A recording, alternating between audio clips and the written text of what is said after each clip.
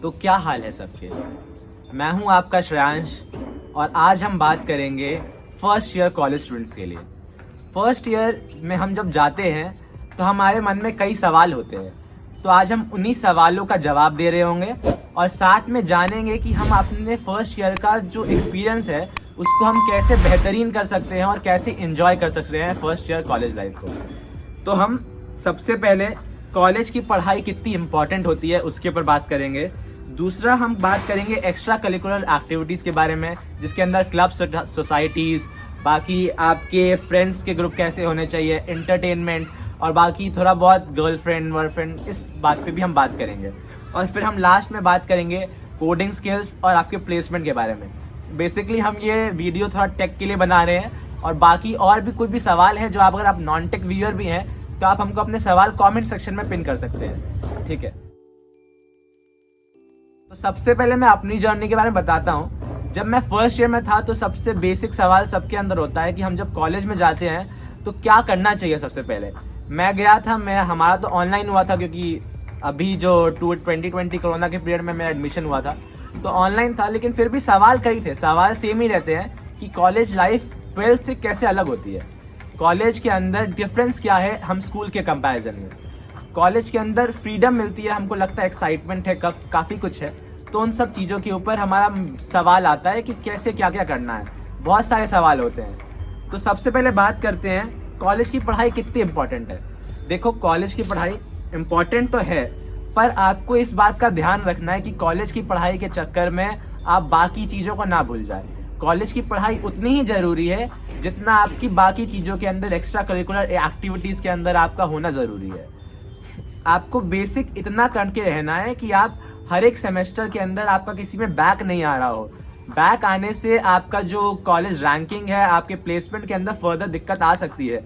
इसलिए कभी भी बैक तो लेके ही नहीं आना है। आपको इतनी पढ़ाई रखनी है अपनी कि आपका हर एक सेमेस्टर के अंदर हर एक सब्जेक्ट, हर एक कोर्स अच्छे एक डिसेंट CGPA से पास हो जाए। अब बेसिक CGPA आपका कितना होना चाहिए उस पर बात करते हैं। CGPA आपका होना चाहिए अराउंड अबव, मान लो लगभग 8 से ऊपर आप अगर CGPA रखते हो अपनी, तो आपकी प्लेसमेंट्स के अंदर आपको कभी कोई दिक्कत नहीं होगी। आप सारी कंपनीज के अंदर आप बैठ सकते हो प्लेसमेंट में। और अगर आपने अपना CGPA 8 एंड अबव रखा तो आपके लिए जो अपॉर्चुनिटीज़ हैं वो काफ़ी रहती हैं। और मिनिमम अगर आप मैं कहूँ भी तो कभी भी किसी भी सब्जेक्ट के अंदर बैक नहीं लेके आना है। और ज़्यादा से ज़्यादा अगर आप कम कर रहे हो तो 7.5 से ऊपर रखना है। ये इन जनरल बता रहा हूँ। प्राइवेट कॉलेजेस के लिए थोड़ा सा आंकड़ा थोड़ा सा आप बढ़ा लीजिएगा। प्राइवेट कॉलेजेस के लिए ये अबव 8.5 तक होना चाहिए, ठीक है, क्योंकि उससे आपको एक अपॉर्चुनिटी अच्छी मिलती है। उसके बाद हम बात करते हैं फैकल्टीज़ के साथ आपको अपने एक अच्छे रिलेशन रखने हैं। फैकल्टीज़ एट द एंड आपकी बहुत मदद करेगी। आपको कोई प्रोजेक्ट के अंदर हेल्प चाहिए, आपको कोई फर्दर असिस्टेंस चाहिए, आपको किसी भी रिलेटेड अगर हेल्प चाहिए, अगर आपका एक प्रेजेंस बना रहेगा आपकी टीचर्स के साथ, आपके फैकल्टीज़ के साथ। मान लो आपको कोई पढ़ा रहा है सब्जेक्ट, आपको DSA पढ़ा रहा है, आपको कुछ समझ नहीं आता, आप उनको कभी भी मैसेज कर सकते हो। मेरे रिलेशंस अपने टीचर्स के साथ काफ़ी अच्छे थे। मेरे को कुछ भी समझ नहीं आता था, मैं उनको व्हाट्सएप पे जस्ट मैसेज कर देता था, उनका रिप्लाई आता था। तो इस तरह का अगर आप एक नेचर बना के रखोगे टीचर्स के साथ, फैकल्टीज़ के साथ, तो आपको थ्रू आउट आपकी कॉलेज जर्नी बहुत हेल्प करेगी। जितनी भी फैकल्टीज़ होती हैं वो ये कभी एक्सपेक्ट नहीं करती स्टूडेंट से कि वो हर सब्जेक्ट में टॉप करेगा, अच्छे नंबर्स लेके आएगा। उनको एक जेन्युइन सीरियस चाहिए बच्चा जो कि उनकी चीज़ों को, उनके एफर्ट्स को प्रेज करे और साथ के साथ उनको अपने अंदर कम से कम ध्यान देके कॉन्सेंट्रेट करके उन चीज़ों को समझ पाए। अब हम चलते हैं एक्स्ट्रा करिकुलर एक्टिविटीज़ के ऊपर। देखिए, कॉलेज के अंदर सबसे ज़रूरी एक्स्ट्रा करिकुलर एक्टिविटीज़ लगभग फर्स्ट सेकेंड ईयर में तो होती है। अभी हम क्योंकि फर्स्ट ईयर की बात कर रहे हैं तो फर्स्ट ईयर एक आपको एक अपॉर्चुनिटी देता है कि आप अपना पैशन साथ के साथ फॉलो कर पाओ।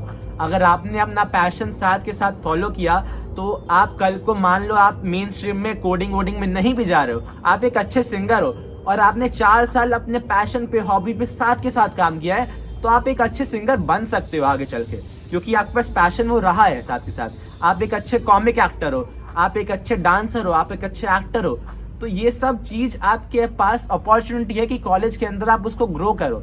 कॉलेज के अंदर काफी सारी क्लब्स एंड सोसाइटीज होती हैं जिसके अंदर आपको पार्टिसिपेट करना चाहिए। कभी भी बिना क्लब्स के नहीं बैठना चाहिए। क्लब्स एट द एंड आपको मेंटल ग्रोथ, आपको एक्सपोजर देगी, आपको सब चीज़ों के बारे में बताएगी कि कॉलेज के अंदर हम किस तरह से अपने सारे जितनी भी बाकी हमारा जो पैशन है, हमारे अंदर जो स्पिरिट है, किसको हम उस तरह से ग्रो कर पाएं। ठीक है, अब हम अगला बात करते हैं फ्रेंड्स।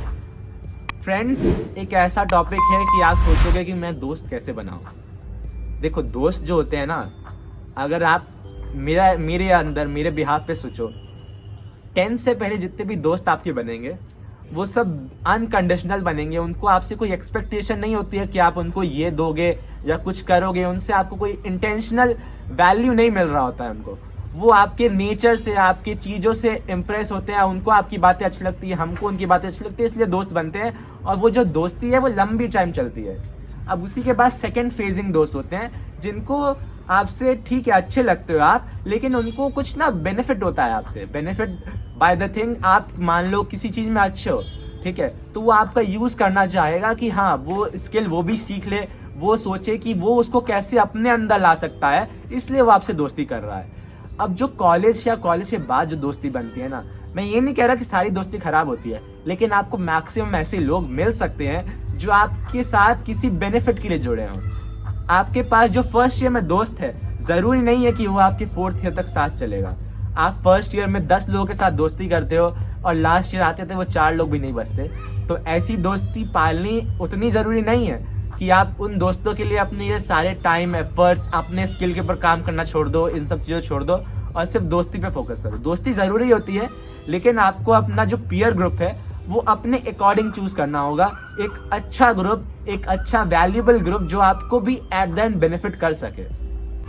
अब हम बात करते हैं कि सब कुछ तो हो गया, अब थोड़ा इंटरटेनमेंट फन भी तो चाहिए ना अपने को। ऐसे तो नहीं है कि हम कॉलेज से पढ़ाई के लिए, क्लब्स के लिए, इन सब चीज़ों में रहें, इन्वॉल्व रहें और अपने ऊपर फोकस ही ना करें, अपना डेवलपमेंट कर ही ना पाएँ। तो मेरा एक सजेशन होगा सबके लिए कि अगर आप लड़के हो चाहे लड़कियां हो, जो भी हैं, तो अपने ऊपर फोकस ज़रूर रखना है। आपको साथ के साथ अपने ऊपर काम करना है। आपको जिम जाना, अगर आप जिम जा सकते तो जिम जाओ। इसका बेनिफिट ये नहीं होता है कि आपकी बॉडी बनेगी, सिर्फ ये होगा। जिम जाने का बेनिफिट ये भी होता है कि आप एक मोटिवेटेड रहोगे, आपके अंदर एक पॉजिटिव एनर्जी रहेगा। इंटरटेनमेंट एक ऐसा है कि आपको पता होना चाहिए कि कॉलेज इतना सीरियस होने के लिए नहीं होता है। कॉलेज इसलिए अलग होता है स्कूल से क्योंकि आप यहाँ पे मौज मस्ती भी करते हो और वो भी अलग लेवल पे करते हो। ठीक है, स्कूल में भी करते हो स्कूल का, लेकिन अलग होता है स्ट्रीम, मौज मस्ती करने का, घूमने फिरने का। वो एक अलग, आप फैमिली के साथ, अपने काफ़ी जो दोस्त फैमिली है, रिलेटिव्स हैं, उनके साथ आप घूमते फिरते हो। लेकिन जब हम कॉलेज के अंदर एंटरटेनमेंट की बात करते हैं तो एक अच्छा सा होता है एंटरटेनमेंट, जिसके अंदर आप दोस्त के साथ कहीं ना कहीं 1-2 ट्रिप मार रहे होगे, आप दोस्तों के साथ किसी कॉन्सर्ट में जा रहे होगे, किसी इवेंट में जा रहे होगे। तो उस एंटरटेनमेंट वाले सेक्शन पे हमेशा ध्यान रखना है कि आप कॉलेज के अंदर हो ना, तो 4 साल के अंदर कम से कम आप 2-3 ट्रिप मार के आओ दोस्तों के साथ। कहीं भी हो आओ, कहीं पहाड़ पे हो आओ, कहीं गोवा हो आओ। तो वैसे आपको ना एक अंदर से एनर्जी आएगी, एक रिजुवनेशन होता है जिसको कहते हैं ना, रिफ्रेशमेंट होता है। तो वो एंटरटेनमेंट का एक मेन पर्पस है। ठीक है, जिसके अंदर आप साथ के साथ एक्सप्लोर करोगे नई चीज़ों के बारे में। हमको इतना एक्सप्लोर करना है चीज़ों को, हर एक चीज़ों को। सिर्फ पढ़ाई पे फोकस नहीं करना, सिर्फ क्लब्स पे फोकस नहीं करना, बाकी चीज़ों पे भी फोकस करना है। ठीक है, हमारा जो ग्रोथ होना चाहिए वो होलिस्टिक ग्रोथ होना चाहिए, जिसके अंदर हम 4 साल के बाद एक अच्छे इंसान, एक अच्छे प्रोडक्ट बन के निकले, जिसके अंदर हमारे अंदर सारी क्वालिटीज़ हो। ठीक है, तो ये हो गई एंटरटेनमेंट की बात। अब चलते हैं, जो एक फैसिनेशन होता है लोगों के अंदर, ग्रुप होता है। जब हम 12th के बाद निकलते हैं कि अब तो हम 12th पार कर चुके हैं, अब कॉलेज में आए हैं तो बंदी बनाएंगे, बंदी यानी गर्लफ्रेंड्स। अब बात करते हैं इसके बारे में। तो मेरे भी काफ़ी दोस्त हैं, ठीक है, तो उनका सबका यही है कि आप कॉलेज के अंदर आए हैं तो अब यार गर्लफ्रेंड तो चाहिए, बनती है कि हाँ हमको अपने गर्लफ्रेंड पालना है, ये करना है। तो ये ऐसा नेचर रहता है सबका कि हाँ अब चाहिए, अपने को एक नेसेसिटी लगती है सबको। लेकिन ऐसा नहीं होता है। आपको लगेगा कि हाँ गर्लफ्रेंड्स, एंजॉयमेंट, ये सब है, एक नेसेसिटी लगती है, आपको इसका एक्सपीरियंस लेना चाहिए, लेकिन सब कुछ उसी के ऊपर डेडिकेट कर देना, सब कुछ अपना दांव पे लगा देना उस गर्लफ्रेंड के लिए, ऐसा कभी नहीं करना। रीजन इज आपका करियर वरियर सब कुछ उसके ऊपर डिस्ट्रॉय हो सकता है। सिर्फ अगर आपको गर्लफ्रेंड बनानी है और दोस्ती नहीं है उससे, तो वो आपका फायदा उठा लेगी, आपका काट देगी। मैं भाई सिंपल बोलता हूँ, ठीक है? तो ऐसा कभी मत करना और चूज योर गर्लफ्रेंड वाइजली। मेरा सिंपल सा स्टेटमेंट रहा है, क्योंकि देखो आप कॉलेज इसलिए तो नहीं आए हो कि गर्लफ्रेंड बनानी है, आपको करियर ही बनाना है। आपके माँ बाप ने पैसे दे करके आपको कॉलेज में रखा है, ठीक है ना? तो उनके भी एफर्ट्स जा रहे हैं, कोई लोन लेके कॉलेज जाते हैं, तो वो सब उनका एफर्ट्स है कि आपको एट द एंड रिटर्न मिलेगा। उनका भी एक्सपेक्टेशन ये है कि मेरा बेटा गया है या मेरा बेटी गई है तो उसको उससे रिटर्न मिलेगा, कि एट द एंड जब आप वापस आओगे तो उसको जो उन्होंने इतना आप पे इन्वेस्ट किया है आप उनको रिटर्न दे सकते हो। अब चलते हैं अपना last, coding and basic things about placement. अब कहोगे ये तो सबसे इम्पोर्टेंट फैक्टर था, मैंने इसको लास्ट में क्यों डिस्कस कर रहा हूँ? भाई ये फर्स्ट ईयर के लिए वीडियो है। कोडिंग आपको एक बेसिक आइडिया देना है फर्स्ट ईयर के अंदर, ठीक है? फर्स्ट ईयर एक पीरियड होता है जब आप अपने स्किल सेट को, अब अपने टेक्निकल स्किल्स को डेवलप करते हो आखिरी प्लेसमेंट में बैठने के लिए।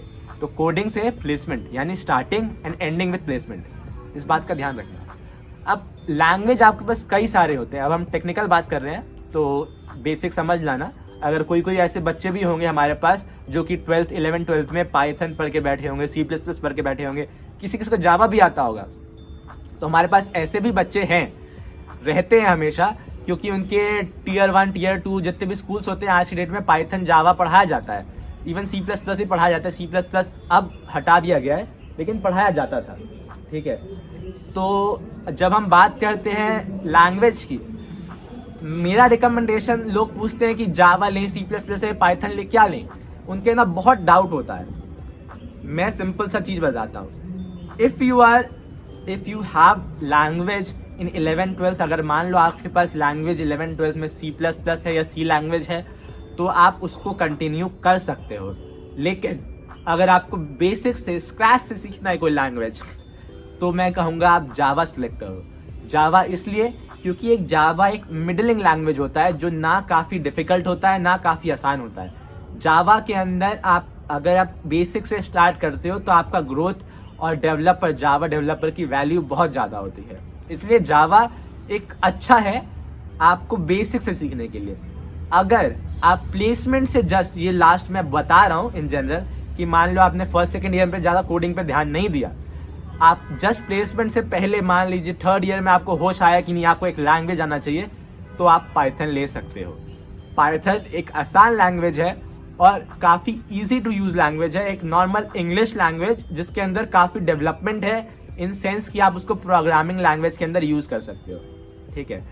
तो ये बेसिक कोडिंग आइडिया मैंने आपको दिया है। अब मैं आपको बताता हूँ आपकी कौन कौन से ऐसे कोर्स होंगे CSIT के अंदर जिसके ऊपर आपको बहुत फोकस करना है। पहला है लैंग्वेज, जो भी आप लैंग्वेज सेलेक्ट कर रहे हो। दूसरा है DS से, डाटा स्ट्रक्चर्स एंड एल्गोरिथम। तीसरा है DBMS, data base management system, ठीक है? चौथा है डा यानी कि डाटा एनालिसिस एंड एल्गोरिथम, जिसके अंदर आपको टाइम कॉम्प्लेक्सिटी, ये सब चीज़ें बेसिक आपको चीज़ें पता होनी चाहिए। ये मैं आपको इन एडवांस बता रहा हूँ ताकि आप जब प्लेसमेंट तक पहुँचो तो आपको इन चीज़ों का याद रखना कि इसमें आपको सीरियस होकर पढ़ना है, ठीक है? और लास्ट है आपको बेसिक कंप्यूटर नॉलेज। आपको ऑटोमेटा के बारे में थोड़ा पता होना चाहिए। ऑटोमेटा उतना इंपॉर्टेंट नहीं है, लेकिन ऑटोमेटा के बारे में पता होना ज़्यादा इंपॉर्टेंट है, क्योंकि जो आपके कंप्यूटर साइंस का ओरिजिनेशन है, अगर आपको वही नहीं पता तो आप कंप्यूटर साइंस इंजीनियर कैसे बने? तो इस चीज़ों के बारे में ध्यान रखना है। तो एट द एंड यही कहूँगा कि कॉलेज लाइफ जियो, खुल के जियो, अच्छे से जियो और इतना एंजॉय करो साथ के साथ फर्स्ट ईयर को कि आपको लगे कि हाँ आप कॉलेज के अंदर आए हो, कुछ एक्साइटमेंट लेके आए हो, कुछ एक मोटिवेशन, कुछ एक एनर्जी लेके आए हो, जिसके थ्रू आउट आप कॉलेज लाइफ को इतना अच्छा बनाओ, इतना मेमोरेबल बनाओ कि आपको अपने पूरे ज़िंदगी भर याद रहे, ठीक है? This is Shreyansh signing off. Okay, tata, bye bye.